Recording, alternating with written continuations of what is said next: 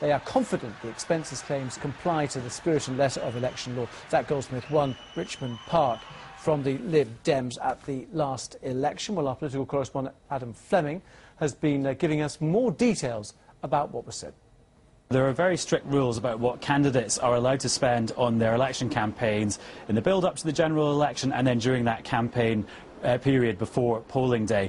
So there are strict limits, and also about 6 weeks after the election happens, the candidates then have to submit to their local returning officer their expenses for how much they actually spent on the ground in the campaign.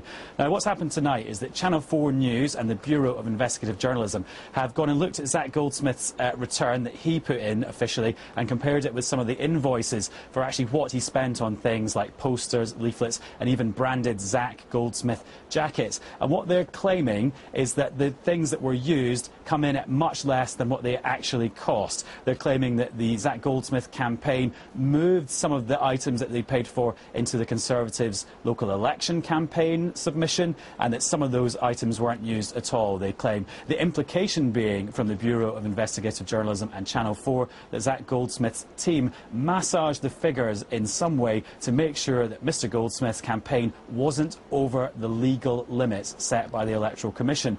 So the Commission say that in a constituency like Richmond Park, where Mr Goldsmith was campaigning, the limit allowed would be about £11,000. They're saying that what Mr Goldsmith claimed was actually about £10,800, so very close to that limit. Now, these allegations have been refuted by the Conservatives, who say that he stuck to the spirit and rule of the law. They're also denied by Mr Goldsmith himself. I spoke to him a couple of minutes ago. He put a very spirited defence. He said he was very angry with Channel 4 News for not giving him right of reply on this story, and here's what he had to say about the allegations.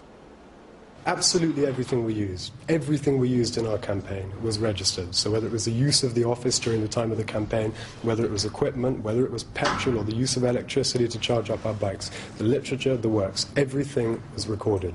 Absolutely scrupulously, not just the letter of the law, the spirit of the law. Absolutely everything was done, not just by the book, but wholeheartedly. And the reason we did that, well, lots of reasons. One, because it's the right thing to do, but two, because we knew that I was taking part in a very high-profile contest. One of the most important Lib Dem seats in the country. Eyes were on this seat, and there was lots of news coverage, and we assumed that if I won, there would be some kind of challenge. And so we filed our returns, we returned them on the basis that we would almost certainly end up being challenged, potentially even in court. And I can tell you there's not a single agent in the country, not a professional agent, which I have, who would manipulate the figures or take the slightest risk on behalf of their client, in this case me. So a very strong denial from Zac Goldsmith, the Conservative MP for Richmond Park.